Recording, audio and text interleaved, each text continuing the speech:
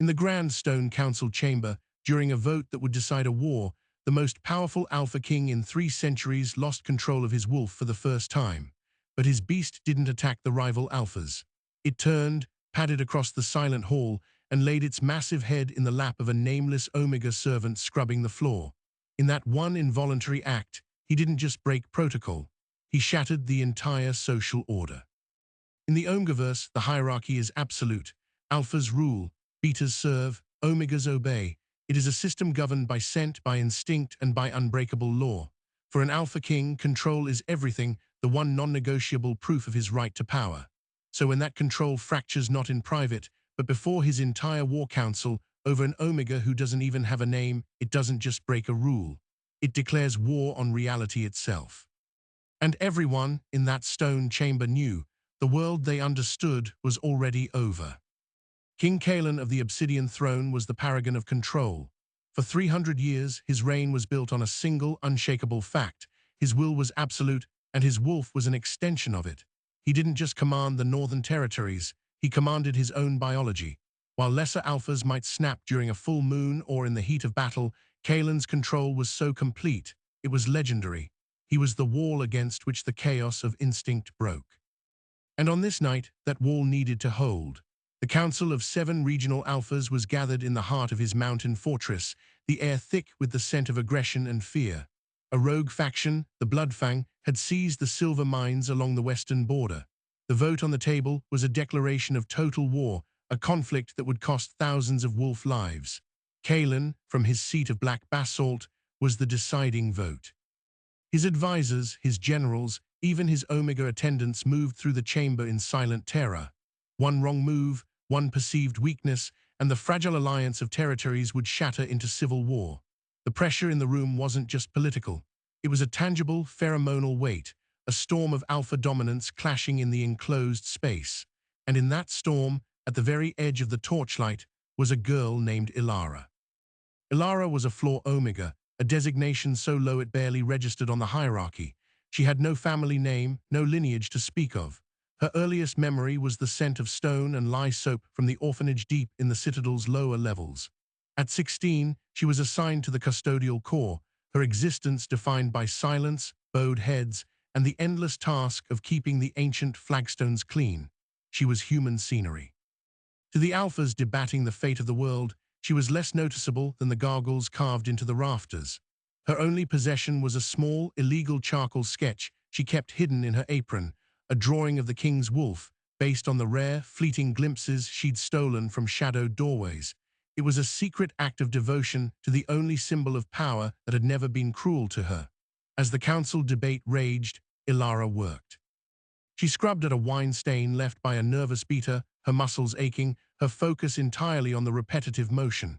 She didn't hear the specifics of the arguments, but she felt the vibrations of rage in the floor. She kept her scent suppressed, a survival skill all Omegas learned, making herself as neutral and invisible as the air. Then, the moment of the vote arrived. Alpha Gideon of the Eastern Reach, a wolf with ambitions as sharp as his teeth, slammed his fist on the table. "We must show strength, Kaelin. Vote for war, or are the legends of your control just stories?" The challenge hung in the air, a direct insult to the king's core identity. Every eye turned to the throne. Kaelin's knuckles were white where they gripped the arms of his chair. His famous control was being stressed to its breaking point, not by the enemy, but by the arrogance of his own council. He took a deep, steadying breath to deliver his verdict, and that's when he smelled it. Cutting through the aggressive alpha pheromones, through the smoke of the torches and the scent of fear, was a thread of something utterly alien. It was the smell of mountain rain on dry stone, of parchment and wild lavender. It was calm and clear, and it arrowed directly into the most primitive part of his brain. His wolf, which he had held in an iron grip for centuries, lifted its head inside him. It wasn't a snarl, it was a whimper of recognition. Kaelin's vision swam. Gold bled into the edges of his sight. The arguments of the council faded into a distant roar. His canines ached, sharpening against his will. He fought it with every ounce of his 3 centuries of discipline. He gripped the stone throne so hard it cracked, but it was useless. The bond, the ancient, mythical pull of a fated mate, was not a suggestion. It was a neurological command. With a sound that was half roar, half sob of despair, Kaelin lost his grip. Transformation wasn't full, but it was catastrophic. His hands twisted into claws, shredding the arms of his throne. His eyes blazed with fully golden light. A wave of pure, undiluted alpha power exploded from him, forcing every other alpha in the room to their knees, their heads bowing under the weight. But Kalen wasn't looking at them. His wolf was in charge now, and it turned its massive, partially shifted head, following that scent of rain and lavender. It dropped from the dais onto all fours. The council watched, paralyzed, as the most feared wolf in history, the bedrock of their world, padded like a lost pup across the cold stone floor. It moved past the stunned alphas, past the trembling guards, and went directly to the small, hunched figure in a grey dress scrubbing the floor by the wall. Ilara froze, the scrub brush falling from her hand with a clatter that echoed in the dead silence. She looked up, her dark eyes wide, not with fear, but with a dawning, impossible understanding. The king's wolf, a creature of myth and nightmare, nuzzled her hand. Then it laid its giant head in her lap and let out a shuddering, contented sigh. The silence that followed was absolute. Alpha Gideon, still on his knees, stared in open-mouthed horror. The war, the vote, the political alliances, all of it evaporated in the face of this single, universe-shattering truth. The king's fated mate was a Floor Omega. The hierarchy wasn't just broken. It had been publicly, humiliatingly inverted. And in that silence, only two sounds existed: the ragged breathing of a king trapped in his own beast, and the soft, hesitant touch of a servant girl's fingers as they gently, of their own volition, began to stroke the fur between the wolf's ears. The world had just ended, and as the council looked from the throne to the girl, a single, terrifying question hung in the air: what kind of world would be born from its ashes? For a heartbeat that stretched into an eternity, the only thing that existed in the universe was the texture of coarse fur under Ilara's fingertips and the warm, steady weight in her lap. Her mind was blank, wiped clean by a tidal wave of instinct. Every lesson of survival, every command to be silent and small, evaporated. Her own Omega, a creature she had been taught to suppress, uncoiled inside her chest. It didn't submit. It purred. It recognized its other half. Across the bond that had just violently snapped into place, a torrent of emotion flooded into her, not words, but pure sensation. A 300-year-old fatigue so profound it ached. A loneliness that had fossilized into the bedrock of a personality. And beneath that, a terrifying, desperate joy. The king's wolf had been waiting, and it had found her. In the throne, the man was still fighting. Kalen was a prisoner behind his own eyes, screaming into the void of his instincts. He saw through a gold-tinted haze as his beast nuzzled the Omega's hand. He felt the shocking peace that washed through his animal self, a peace he hadn't known since childhood, and he understood with absolute soul-crushing clarity that his life was over. The king who commanded continents could not command this. His control, the foundation of his power, was a lie. The council had seen it break. The knowledge was a poison in his veins, sharp and cold. The spell of silence broke with a choked gasp from Alpha Gideon. He shoved himself back from his kneeling position, his face a mask of revulsion and burgeoning triumph. "By the old gods," he breathed, his voice cutting through the stillness. "It's true, the bond, it's a floor scrubber." The word wasn't a description. It was a verdict, a sentence. Murmurs erupted, sharp and panicked. The other alphas began to rise, their eyes darting between their shattered king and the girl on the floor. The political calculus was already whirring behind their eyes. A king bound to an Omega with no house, no allies, no power, was a king with a fatal weakness. The vote for war was forgotten. A new, more immediate battle for supremacy had just begun in the room. Ilara heard the word, scrubber asterisk. It should have made her flinch. It should have sent her scrambling back into the shadows. Instead, a spark of defiance, foreign and bright, flickered in her chest. She kept her hand moving, her stroke steady along the wolf's head. She looked up, not at the furious alphas, but directly at the creature in her lap. Her voice, when it came, was so soft it was almost swallowed by the crackle of the torches, but in the acoustics of the stone chamber it carried. "It's all right," she whispered. "I've got you." The effect on the wolf was instantaneous. It shuddered, a full-body ripple of relief, and its golden eyes slid shut. The effect on Kalen, still trapped within, was catastrophic. Those 3 words, that simple promise of safety, demolished the last of his resistance. The fight bled out of him. The wolf, soothed, began to recede. Bones cracked and reshaped, fur melted back into skin, claws retracted. The transformation reversed in a wave of painful-looking contractions until it was just a man. A naked, powerful, utterly vulnerable man, kneeling on the floor with his head in a servant's lap. The council took a collective step back. This was more shocking than the beast. The invincible King Kaelin, brought to his knees not by a rival's strength but by his own biology. He was trembling. Kaelin, who had faced down armies without a flinch, was trembling. He slowly lifted his head.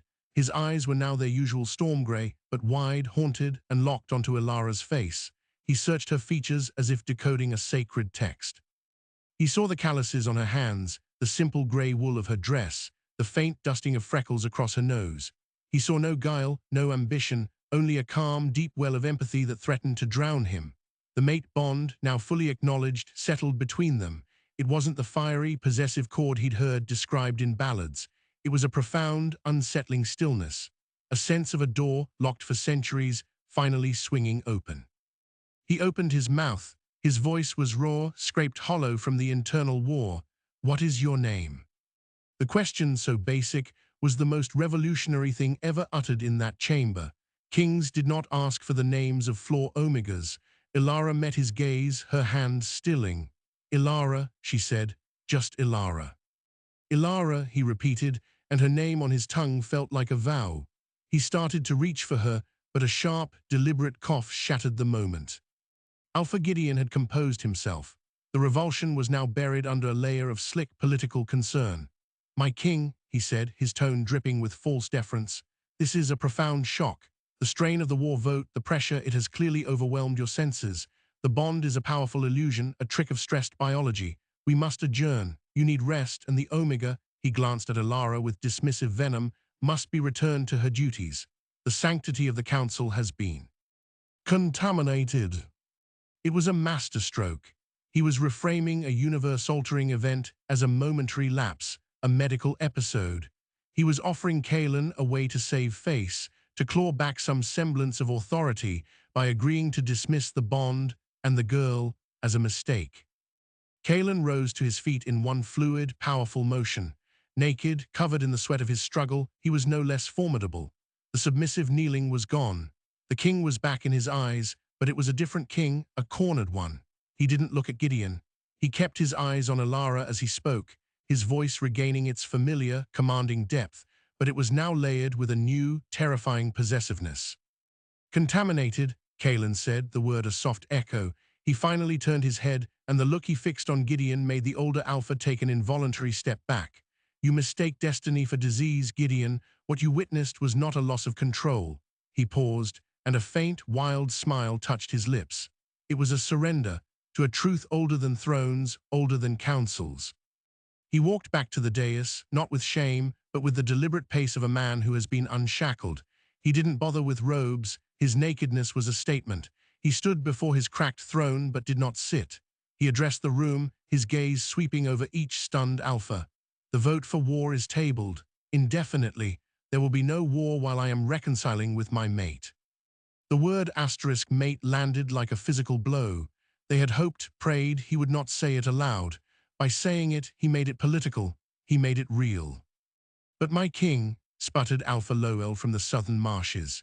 "The protocols, the succession laws, an unmated, unclaimed Omega of no standing, the alliance clauses require a mating of equal or greater political." Silence. The command was quiet, but it carried the full weight of the Alpha pulse that rolled out with it, stifling Loel's protest. Kaelin's eyes found Ilara again, who was still kneeling on the floor, looking small and utterly confused by the political storm swirling around her. "The laws were written by wolves," Kaelin said, his voice dropping into an intimate register meant only for her, yet heard by all. "They do not apply to destiny." He extended a hand toward her, not the imperious gesture of a king summoning a subject, but an offering. "Ilara," he said, "come here." Every instinct in Ilara's body told her to bow, to avert her eyes, to crawl. The bond, that warm, insistent pull in her chest, told her something else. It sang. Slowly, her legs shaky, she stood. She didn't crawl, she walked. The journey across the 10 paces of stone floor was the longest of her life. She felt the hot stares of the Alphas, the mixture of hatred, curiosity, and sheer disbelief. She kept her eyes on Kaelin's outstretched hand. When she took it, his fingers closed around hers, not with crushing force, but with a certainty that anchored her. A jolt, like static electricity mixed with warm honey, shot up her arm. A soft sigh escaped her, one she couldn't suppress. His thumb stroked the back of her hand once, a hidden, comforting gesture. Kaelin turned to face the council, holding Ilara's hand aloft, their joined fingers a symbol that dismantled 1,000 years of tradition. "Let it be recorded," he announced, his voice now the clear, irrevocable tone of a royal decree. "This Omega, Ilara, is my fated mate. By the old laws and by my own, she is under my protection. From this moment, her standing is mine. Her safety is your priority. Any insult to her is a declaration of war upon the Obsidian throne itself." He was drawing a line. He was forcing them to choose, right now, whether to accept this new reality or become its enemy. The air thickened with unspoken threats. Gideon's jaw was clenched so tight a muscle ticked in his cheek. The others looked between themselves, a silent communication of panic and opportunity passing between them. Kaelin didn't wait for their acquiescence. He had made his proclamation. "The council is dismissed," he said, his final word on the matter. "We will reconvene when I decide the territory is stable." He turned his back on them, a staggering breach of protocol, putting his vulnerable back to 6 of the most powerful alphas in the world. His focus was entirely on Ilara. "Come," he said, his voice softening only for her. "You're leaving this hall." He led her not to the main doors past the glowering council, but to a small, almost invisible servant's entrance hidden behind a tapestry in the stone wall. As the heavy fabric fell closed behind them, shutting out the outraged whispers, they were plunged into a narrow, dark corridor used only by the cleaning staff. The world of politics and power was gone, replaced by the scent of damp stone and old wood. Alone for the first time, the full magnitude of what happened crashed over Ilara. She stumbled, her breath coming in short gasps. Kaelin caught her, his arms going around her to steady her. The contact was electric. A low growl rumbled in his chest, not of threat, but of pure possessive satisfaction. He buried his face in her hair, inhaling deeply. "Mine," he breathed against her skin, the word both a discovery and a prayer. Ilara shook, not from fear, but from sensory overload. His scent, ink and iron and winter wind, was everywhere, intoxicating, rewriting her nervous system. What happens now?" she whispered into his chest. Kaelin pulled back just enough to look at her. In the dim light of the corridor, his grey eyes were fierce. "Now," he said, "I take you to my chambers. Now I learn the scent of your skin. Now I post my personal guard at your door. Because out there," he jerked his head back toward the council chamber, "they are not deciding whether to obey me. They are deciding how quickly they can move to tear you away from me." The vulnerability was gone again, replaced by the shrewd, battle-hardened strategist. The king had assessed the threat in an instant. His moment of public surrender was over. The war for his mate had just begun, and as he led her deeper into the labyrinth of the fortress, away from the world that knew her as a scrubber, one thing became terrifyingly clear to Ilara. She wasn't being rescued. She was being claimed as the ultimate prize in a game she didn't know how to play. And the first move of their enemies was already being plotted in the silent, furious council chamber they had left behind. The king's private chambers were not a sanctuary. They were a fortress within a fortress, and as Kaelin closed the reinforced oak door behind them, Ilara understood the true meaning of his protection. The room was vast, all dark wood, stone and furs, with a wall of arched windows overlooking the moonlit mountains. But it felt like a cage, a beautiful, luxurious cage. Kaelin released her hand, and the loss of contact felt like a minor amputation. He paced to the hearth, running a hand through his silver hair, the image of contained turmoil. "Speak," he commanded, his back to her. "Ask what you will. There are no observers here." Ilara wrapped her arms around herself, the coarse wool of her dress suddenly intolerable against skin that now felt hypo-aware. "Are they going to kill me?" The question was blunt, born of a life where threats were simple and direct. Kaelin turned, his expression grim. "No, they will try to discredit you, to prove the bond false or that you manipulated it with some forbidden Omega art.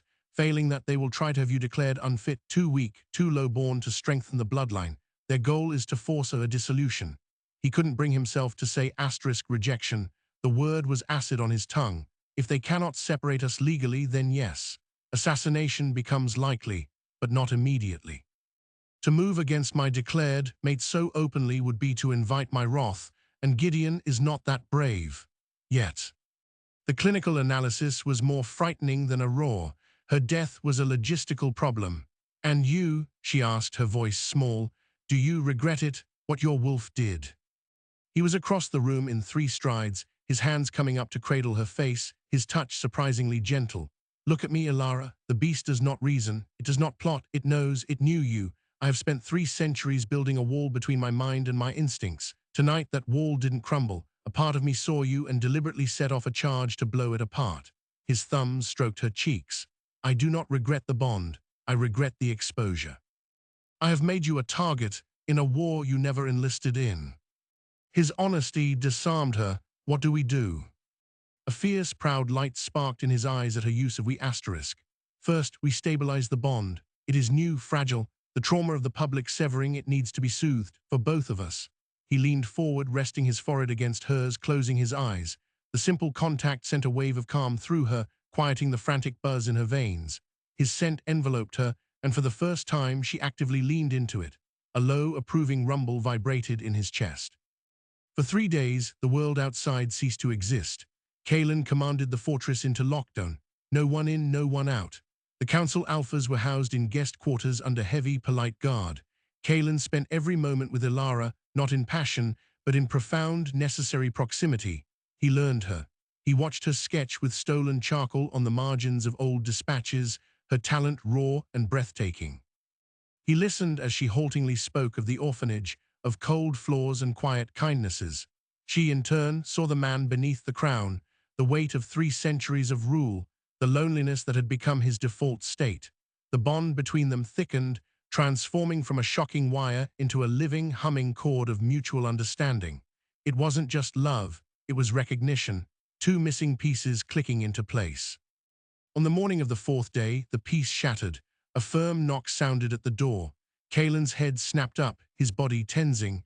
It was his head guard, Rylan, a beater of few words and absolute loyalty. My king, a delegation from the Omega Citadel has arrived. They demand an audience with Elara. Kaelin went very still. The Omega Citadel was the ancient, semi-independent governing body for unmated Omegas. They were overseers of tradition, keepers of lineage records, and the final arbiters on matters of Omega status and suitability. They did not demand audiences with kings. They requested. The use of the word was a declaration of intent. Gideon, or someone on the council, had sent for them. The legal battle for Elara's worth had begun. Elara felt a chill. What do they want with me? To test you, Kaelin said, his voice tight. To see if a floor Omega from the lower citadel has the quality to be a queen. It is a thinly veiled insult, dressed up as due process. He stood, pulling her up with him. You will see them, and I will be at your side. But remember, Elara, their power is in perception. They have no armies. They have precedent. You must give them nothing to use against you. An hour later, Elara stood in a formal receiving room, having been dressed in a simple but elegant gown of deep blue silk provided by a silent, efficient maid. Kaelin stood beside his throne, not sitting, a clear signal that this was not a royal audience but a confrontation. The delegation from the Omega Citadel filed in 3 older Omegas, 2 female, 1 male, dressed in severe grey robes, their faces etched with the serene, unyielding authority of lifelong bureaucrats. The lead Omega, a woman named Viridia, did not bow. She inclined her head precisely 1 degree. King Kaelin, we come on behalf of the Citadel, and indeed all unmated Omegas, to ascertain the nature of the bond that has been declared. The irregularity of the circumstances requires verification. Verification, Kaelin repeated, the word flat. You question my word. We question the influence of unprecedented stress on biological readings, Viridia replied smoothly. The bond between an alpha and omega, while sacred, can be mimicked by certain traumas or chemical agents. We must ensure the purity of the lineage for the stability of the throne. Her eyes, like chips of flint, settled on Elara. You are Elara of no recorded house. Elara's throat was dry. She felt the weight of their judgment, colder and sharper than the alpha's rage. I am. Your parents. I don't know them. I was left at the lower Citadel orphanage. Viridia's lips thinned. No lineage, no recorded Omega gifts of particular note. Your aptitude scores from the custodial corps are adequate. She made adequate sound like a disease. The Citadel maintains that for a bond of this magnitude to be recognized and for a mating to be approved, the Omega must demonstrate a quality that justifies the disruption to the social and political order.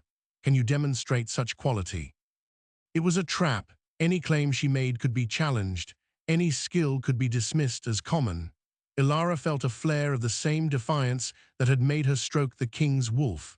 She glanced at Kaelin, who gave an almost imperceptible nod. Your move. Ilara took a slow breath.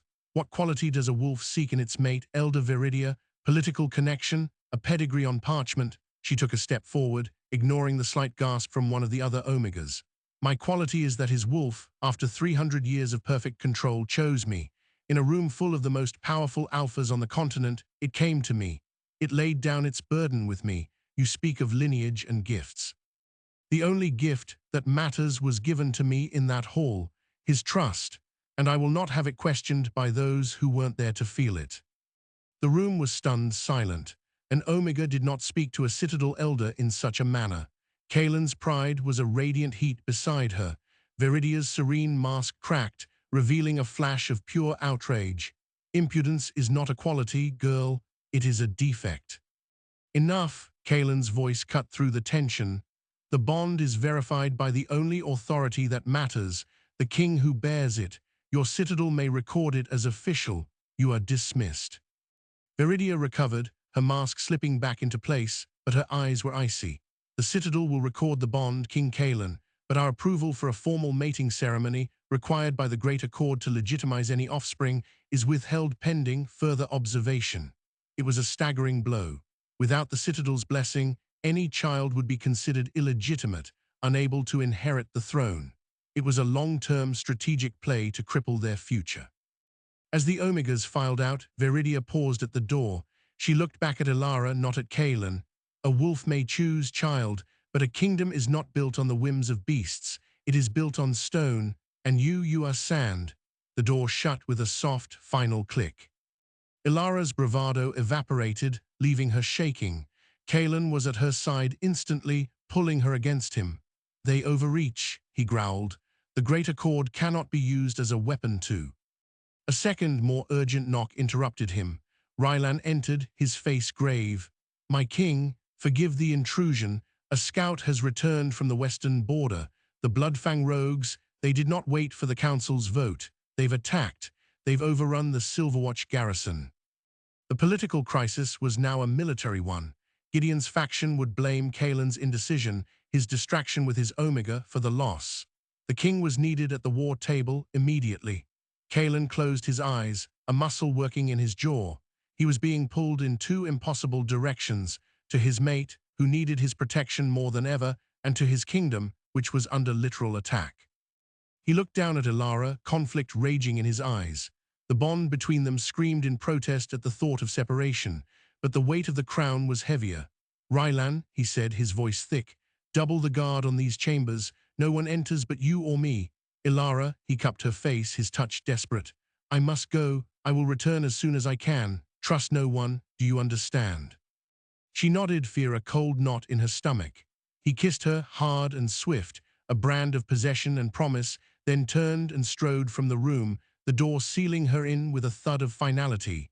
She was alone, the queen of a fortress, under siege from within and without. For 2 days she heard nothing. The silence was worse than the accusations. She paced, she sketched, she felt the mate bond stretch thin and ache with a hollow longing. On the evening of the second day, the door opened. It wasn't Kaelin. It was a young Beta maid, her eyes downcast, carrying a tray of food. Your supper, my lady, she murmured. Ilara nodded, not hungry. As the maid set the tray down, she slipped a small, folded square of parchment beneath a plate. Their eyes met for a fraction of a second, a flash of sympathy and warning before the maid scurried out. Heart pounding, Ilara unfolded the note. The handwriting was elegant, unfamiliar. Sand can blind and stone can crack. Your lineage is not lost, only hidden. The marks on your left shoulder blade are not birthmarks. They are runes. The keepers of the forgotten line know you. Find us in the lower Citadel archives, midnight tonight. Come alone or the truth dies with us. A friend. Ilara dropped the note as if it were on fire. She stumbled to the full-length mirror in the bedchamber, twisting to look over her shoulder. She had 3 small, faint marks just below her shoulder blade, a pale brown constellation she'd had all her life. She'd always thought them odd freckles. She peered closer. They weren't random. They were deliberate, intricate shapes. Runes. The world tilted. Gideon and the Citadel were trying to dismantle her future from the front, using law and tradition. But this was a mystery from her past, a secret buried in her own skin. Someone believed it was important enough to risk contacting the king's sequestered mate, the keepers of the Forgotten Line. Kaelin had said trust no one. He was at war. The fortress was full of enemies, but the note promised answers to the very question the Citadel had used to condemn her. Who are you? As the clock in the chamber ticked toward midnight, Ilara faced an impossible choice. Stay safe in her gilded cage, a queen of sand waiting for her king to return, or slip into the dark, into the belly of the fortress she was supposed to rule, to meet a mysterious friend and uncover a truth that might be her salvation or the final, perfect trap. The moon rose high over the mountains, casting silver light through the windows. She looked at the door, at Kaelin's heavy cloak hanging on a peg. She made her decision. The lower Citadel archives at midnight were a kingdom of dust and echoes, a place where history went to be forgotten. Ilara moved through the canyon-like shelves of decaying scrolls and ledgers. Kaelin's dark cloak pulled tight around her, her heart a frantic drum against her ribs. The mate bond was a thin, aching thread, stretched to its limit by distance and her deception. She followed the maid's hasty directions, down a spiraling stone staircase, so ancient the steps were worn smooth in the center.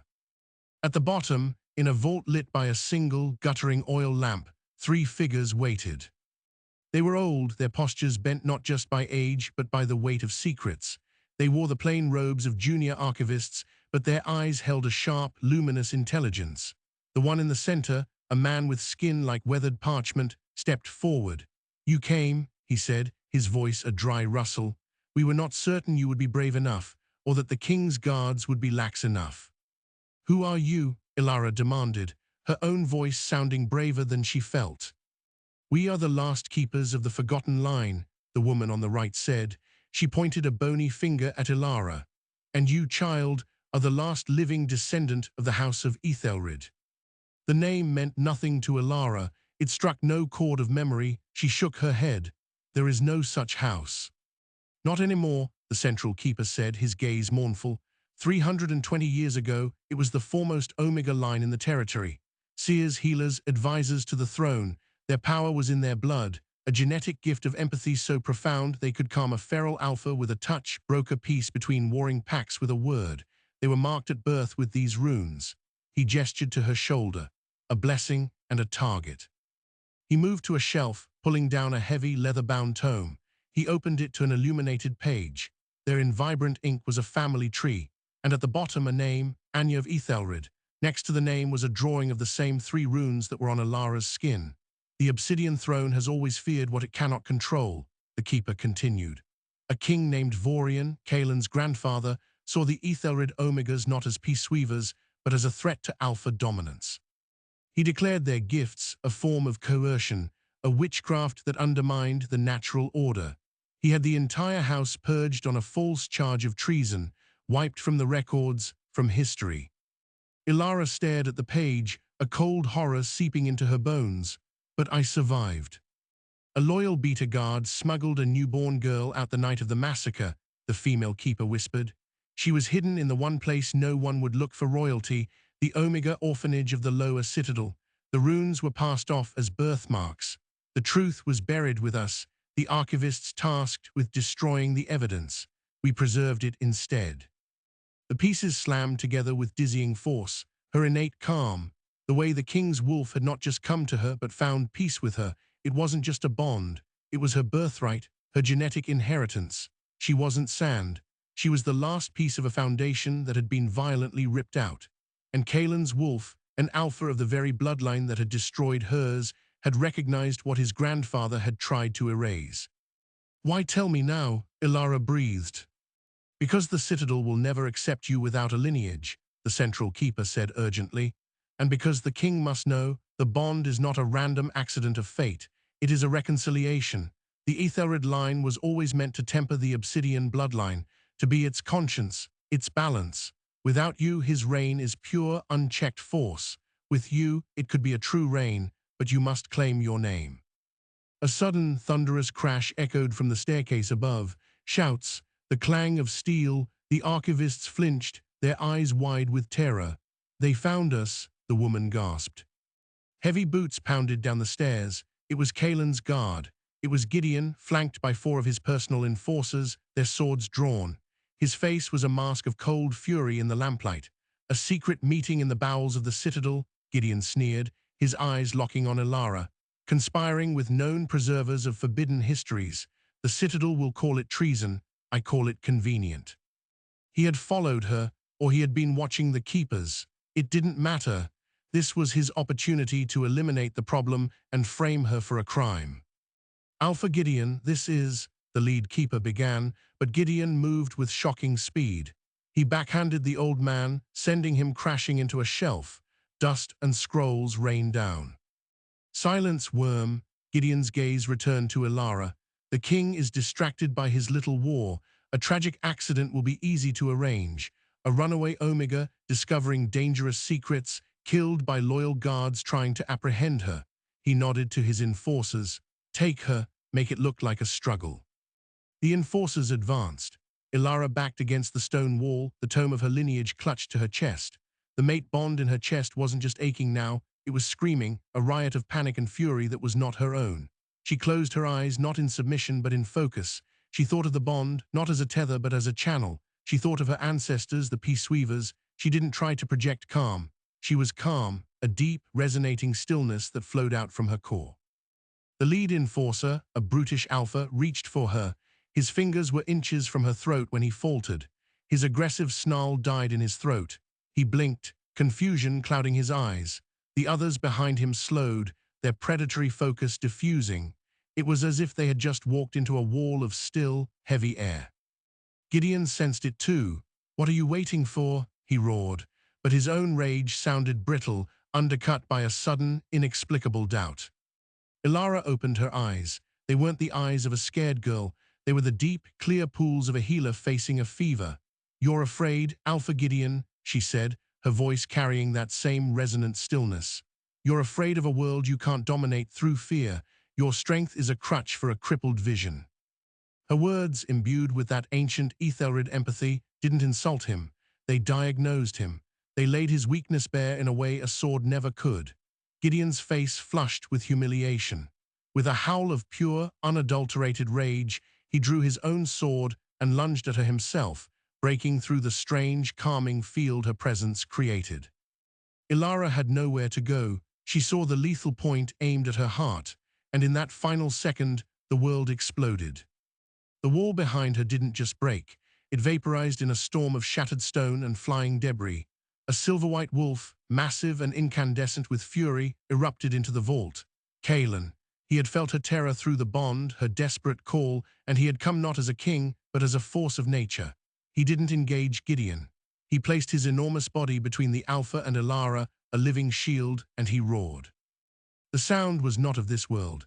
It was the voice of the mountain itself cracking open. It was 300 years of pent-up protectorship unleashed in a single sonic blast. The enforcers were thrown back against the shelves, unconscious. Gideon was hurled off his feet, his sword clattering away.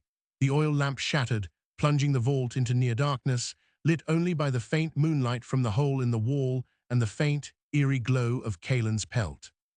Gideon scrambled up, his bravado gone, replaced by primal terror.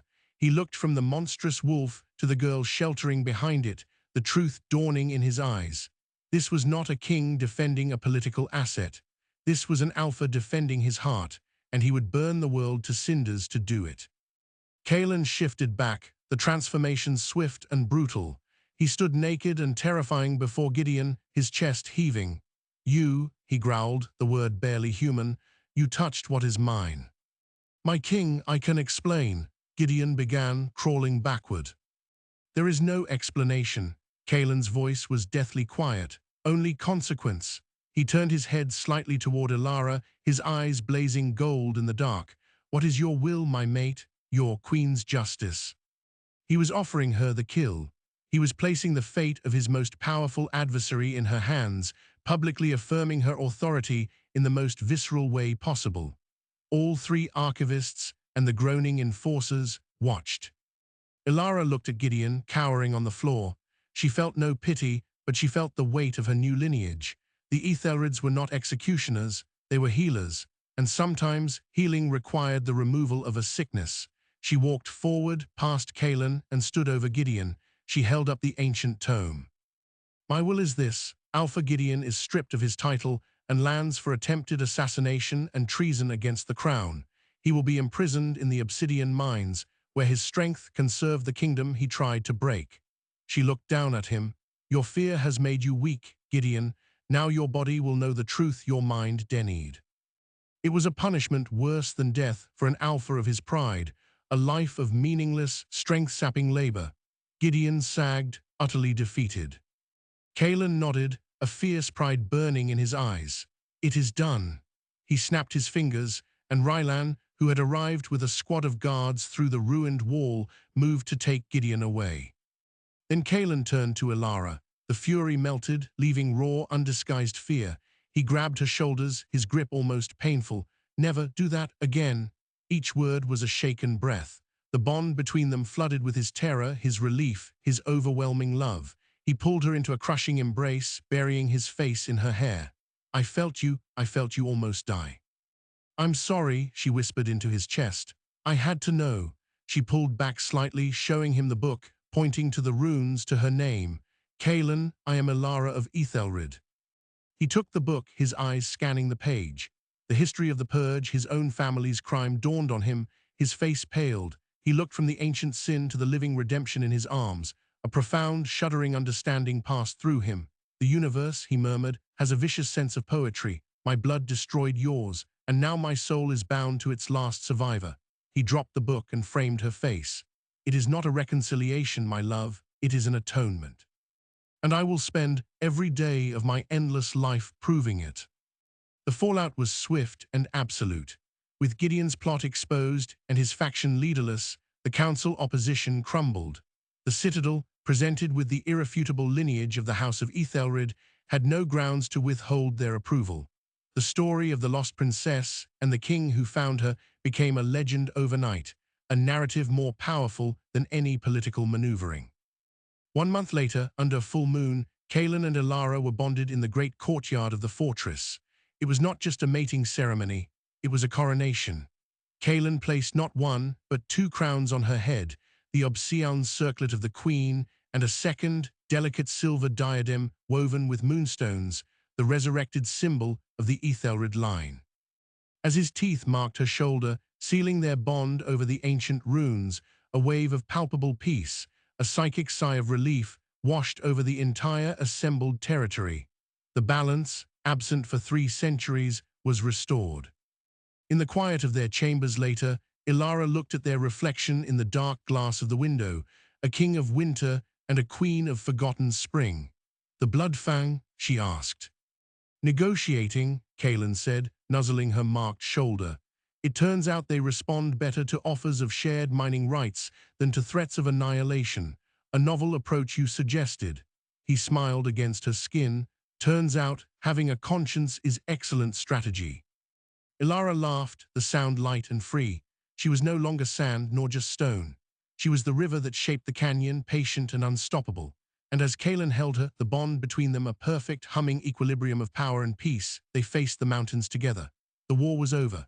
The true reign had just begun, and it would be built not on fear or on stone alone, but on a foundation rediscovered in the touch of a wolf and the courage of a girl who was finally, completely home. The story of King Kaelin and Ilara is more than a fantasy of fated mates and hidden royalty. It is a blueprint for revolution. It asks the most dangerous question a rigid system can face. What happens when the foundation you built to last forever meets the one thing it was never designed to withstand?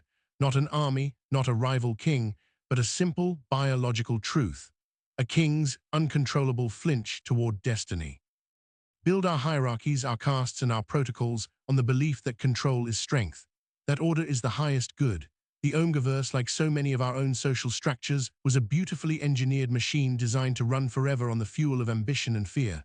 But it had a fatal flaw. It forgot about the wolf, not the beast of legend, but the inner wolf, the part of us that operates on a logic older than empires, that recognizes kin not by title, but by scent, by soul.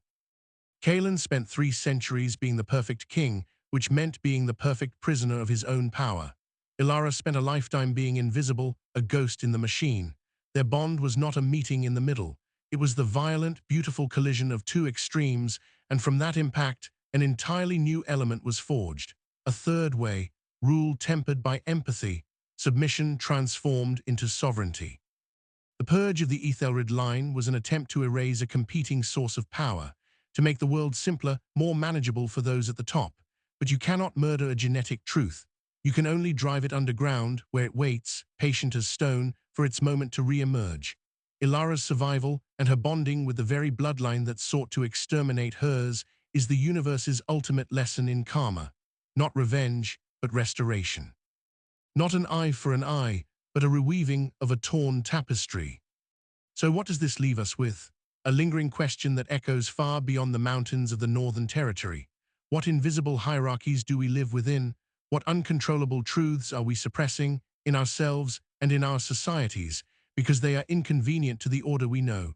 Where is our inner wolf, pushing against the walls of a throne we built for ourselves, trying to lead us toward a more complete, if more terrifying, destiny?